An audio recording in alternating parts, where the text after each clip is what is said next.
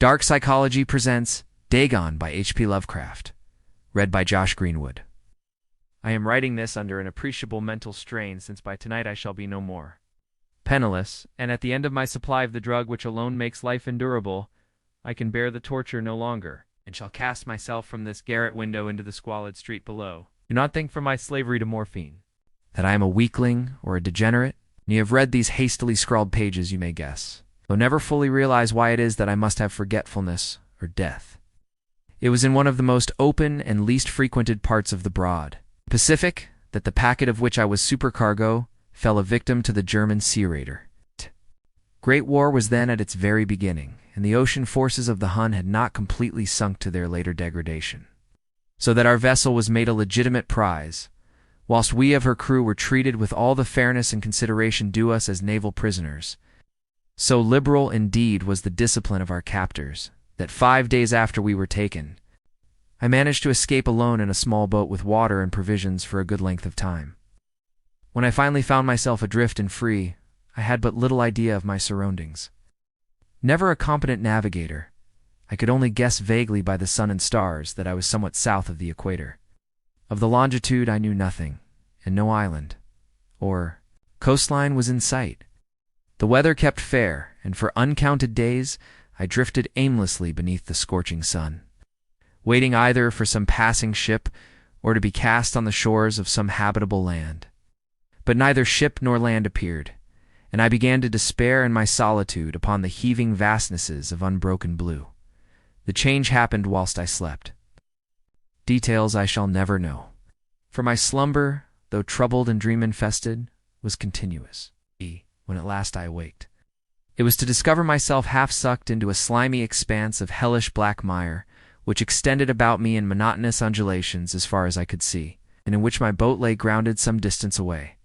Though one might well imagine that my first sensation would be of wonder at so prodigious and unexpected a transformation of scenery, I was in reality more horrified than astonished. For there was in the air and in the rotting soil a sinister quality which chilled me to the very core. The region was putrid with the carcasses of decaying fish, and of other less describable things which I saw protruding from the nasty mud of the unending plain. Perhaps I should not hope to convey in mere words the unutterable hideousness that can dwell in absolute silence and barren immensity. There was nothing within hearing, and nothing in sight save a vast reach of black slime. Yet the very completeness of the stillness and the homogeneity of the landscape oppressed me with a nauseating fear. The sun was blazing down from a sky which seemed to me almost black in its cloudless cruelty, as though reflecting the inky marsh beneath my feet. As I crawled into the stranded boat, I realized that only one theory could explain my position. Through some unprecedented volcanic upheaval, a portion of the ocean floor must have been thrown to the surface, exposing regions which for innumerable millions of years had lain hidden under unfathomable watery depths. So great was the extent of the new land which had risen beneath me, that I could not detect the faintest noise of the surging ocean, strain my ears as I might, nor were there any seafowl to prey upon the dead things. For several hours I sat thinking or brooding, in the boat, which lay upon its side and afforded a slight shade as the sun moved across the heavens. As the day progressed, the ground lost some of its stickiness, and seemed likely to dry sufficiently for traveling purposes in a short time. That night I slept but little, and the next day I made for myself a pack containing food and water, preparatory to an overland journey in search of the vanished sea and possible rescue. On the third morning, I found the soil dry enough to walk upon with ease. The odor of the fish was maddening, but I was too much concerned with graver things to mind so slight and evil, and set out boldly for an unknown goal.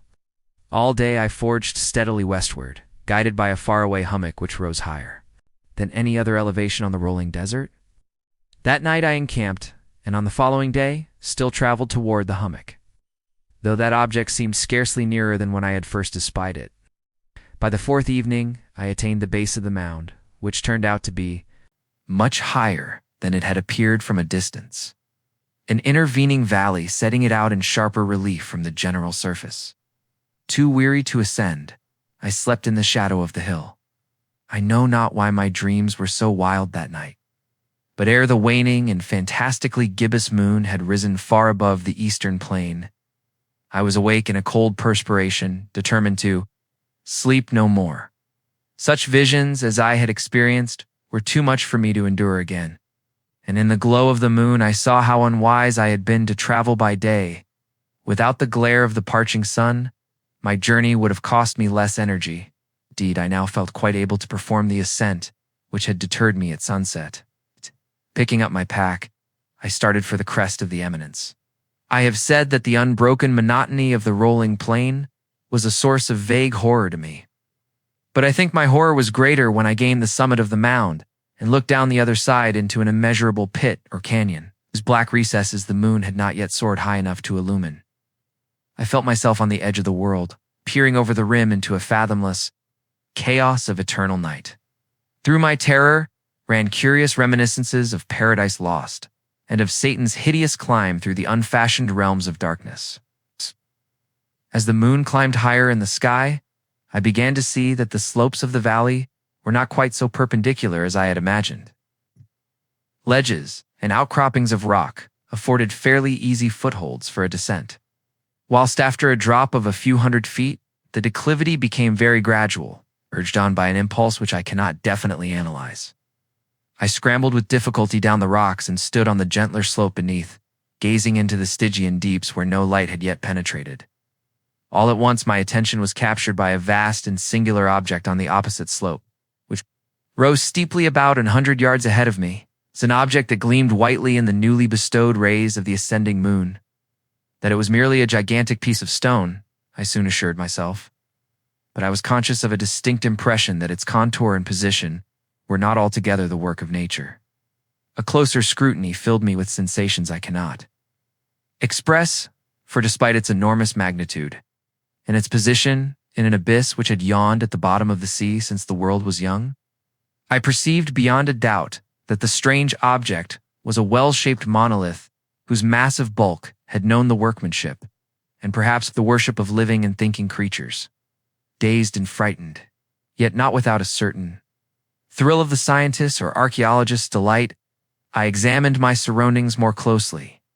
The moon, now near the zenith, shone weirdly and vividly above the towering steeps that hemmed in the chasm, revealed the fact that a far-flung body of water flowed at the bottom, winding out of sight in both directions, and almost lapping my feet as I stood on the slope.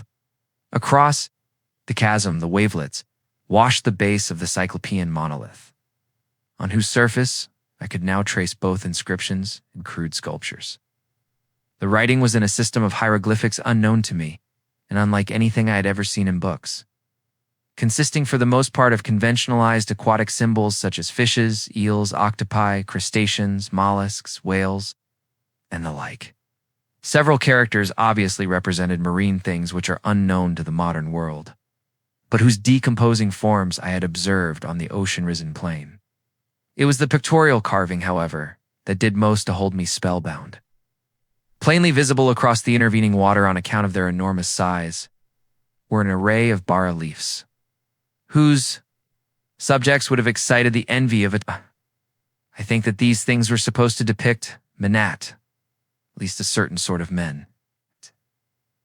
Though the creatures were shown disporting like fishes in the waters of some marine grotto, or paying homage at some monolithic shrine, which appeared to be under the waves as well.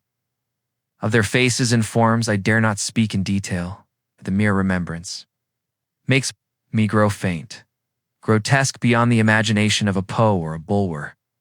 They were damnably human in general outline, despite webbed hands and feet, shockingly wide and flabby lips, glassy, bulging eyes, and other features less pleasant to recall.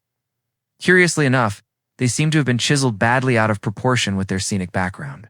One of the creatures was shown in the act of killing a whale, represented as but little larger than himself, I remarked as I say, their grotesqueness and strange size, but in a moment decided that they were merely the imaginary gods of some primitive fishing or seafaring tribe. Some tribe whose last descendant had perished eras before the first ancestor of the Piltdown or Neanderthal man was born, awestruck at this unexpected glimpse into a past beyond the conception of the most daring anthropologist.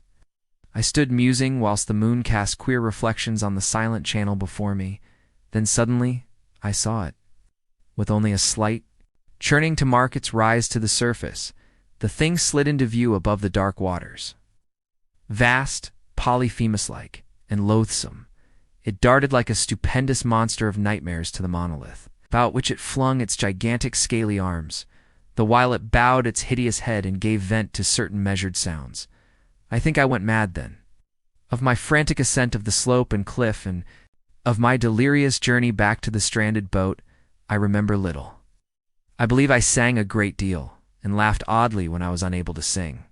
I have indistinct recollections of a great storm some time after I reached the boat. At any rate, I know that I heard peals of thunder and other tones which nature utters only in her wildest moods. When I came out of the shadows, I was in a San Francisco hospital, brought there by the captain of the American ship, which had picked up my boat in mid-ocean. In my delirium I had said much, but found that my words had been given scant attention. Of any land upheaval in the Pacific, my rescuers knew nothing, nor did I deem it necessary to insist upon a thing which I knew they could not believe. Once I sought out a celebrated ethnologist, and amused him with peculiar questions regarding the ancient Philistine legend of Dagon, the fish god. But soon perceiving that he was hopelessly conventional, I did not press my inquiries. It is at night, especially when the moon is gibbous and waning, that I see the thing. I tried morphine, but the drug has given only transient surcease, and has drawn me into its clutches as a hopeless slave. So now I am to end it all, having written a full account for the information, or the contemptuous amusement, of my fellow men. Often I ask myself if it could not all have been a pure phantasma, mere freak of fever, as I lay sun-stricken and raving in the open boat after my escape from the German man-of-war. This I ask myself, but ever does there come before me a hideously vivid vision in reply. I cannot think of the deep sea without shuddering at the nameless things that may at this very moment be crawling and floundering on its slimy bed, worshipping their ancient stone idols and carving their own detestable likenesses on submarine obelisks of water-soaked granite. I dream of a day when they may rise above the billows to drag down in their reeking talons the remnants of puny, war-exhausted mankind, of a day when the land shall sink, and the dark ocean floor shall ascend amidst universal pandemonium. The end is near. I hear a noise at the door as of some immense slippery body lumbering against it. It shall not find me. God, that hand, the window. The window. Thank you for watching. If you like this video and subscribing to our channel,